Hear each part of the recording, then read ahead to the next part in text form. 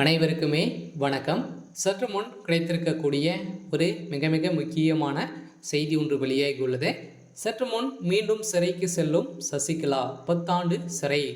உச்சநீதிமன்றம் இறுதி தீர்ப்பு, சிக்கிய முக்கிய ஆதாரம். இது மாதிரி செய்திகள் வெளியாகி வருகின்ற நிலையில் தான் பார்த்தீங்கன்னா தமிழகத்தில் பெரும் பரபரப்பை ஏற்படுத்தியிருக்கு. ஏற்கனவே முதல்வர் மறைந்த முன்னாள் முதலமைச்சர் அம்மா அவர்கள் பார்த்தீங்கன்னா இப்போ அவங்களுடைய வழக்கில் சூடு பிடிக்கக்கூடிய அளவிற்கு தான் இப்போ முக்கிய ஆதாரங்கள் சிக்கிய சம்பவத்தினால எடப்பாடி பழனிசாமி அவர்களுக்கு பார்த்தீங்கன்னா சிறை தண்டனை வழங்க போகிறதாக ஒரு செய்தி வெளியாகி வந்திருந்த நிலையில் தான் திடீர்னு பார்த்தீங்கன்னா உச்சநீதிமன்றப்பட்ட தீர்ப்பால் இப்போ சசிகலா அதிமுகவுடைய பொதுச் செயலாளர் சசிகலா அவர்கள் பார்த்தீங்கன்னா அவர்களை விசாரிக்கலாம் அப்படின்ற மாதிரி சென்னை ஹைகோர்ட் பார்த்தீங்கன்னா இப்போ அதிரடியாக உத்தரவு போட்டு இருக்கும் நிலையில் தான் இதுக்கு தகுந்த ஆதாரங்கள் அனைத்தையுமே இப்போ சிக்கிய சம்பவத்தினால தான் பார்த்தீங்கன்னா சிஐடி அதிரடியாக களத்தில் இறங்கி இப்போ மீண்டும் சசிகலா அவர்கள் சிறைக்கு செல்வார்கள் அப்படின்ற மாதிரி தான் பேசப்பட்டு வருகின்ற நிலையில் என்ன நடக்க போகுது அப்படின்றத தொடர்ந்து வீடியோவில் பார்க்கலாம். ஸோ அதுக்கு முன்னாடி நம்ம சேனலுக்கு இப்போ தான் நீங்கள் முதல் முறையாக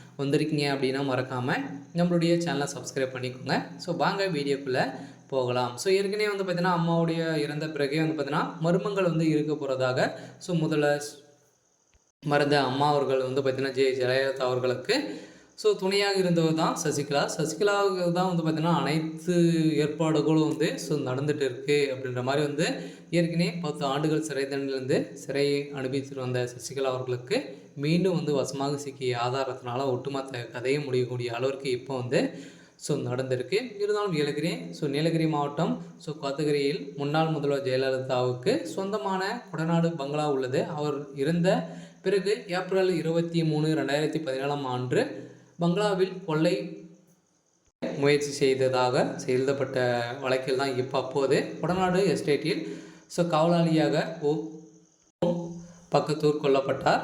வழக்கில் குற்றம் சாட்டப்பட்ட உள்ள கனகராஜ் சேலம் ஆத்தூர் அருகே சாலை விபத்தில் உயிரிழந்ததாக இருந்த நிலையில் இந்த விஷயத்தில் நிறைய மர்மங்கள் இருக்குது அப்படின்ற மாதிரி தான் இந்த வழக்கு இன்னும் பார்த்தீங்கன்னா கொடநாடு வழக்கில் எடப்பாடி பழனிசாமி அவர்கள் பார்த்தீங்கன்னா ஏற்கனவே தொடரப்பட்ட வழக்கில் இப்போ சாட்சிகளை ஒட்டுமொத்தமாக விசாரிக்கும் நிலையில் தான் இப்போ வசமாக சிக்கிய சசிகலா அவர்களுக்கு மீண்டும் 10 ஆண்டு சிறை தண்டனை வழங்கியிருக்கிறதாக ஒரு பரபரப்பான செய்தி வெளியாகி வருகின்ற நிலையில் தான் இப்போ வருகின்ற சட்டமன்ற தேர்தலில் போட்டியிடக்கூடிய நிலைமை தான் இப்போ ஏற்பட்டிருக்கு. இருந்தாலும் இது அனைத்துமே எடப்பாடி அவர்கள் செய்த ஒரு மிகப்பெரிய சம்பவங்களாக தான் இருக்கு. இருந்தாலும் அதிமுக பார்த்தீங்கன்னா 3-4 உடைசலாக சல்லியாக உடைந்திருக்கக்கூடிய நிலையில் தான் ஒரு பலம் இழந்த ஒரு கட்சியாக இருந்திருக்கும் நிலையில் இப்போ எடப்பாடி பழனிசாமி அவர்களுக்கு உச்சநீதிமன்றம் என்ன தீர்ப்பு வழங்க போகிறாங்க அப்படின்றத ஒரு பெரிய கேள்விக்குறியாக இருக்குது. இருந்தாலும் என்ன நடக்க போகுது அப்படின்றத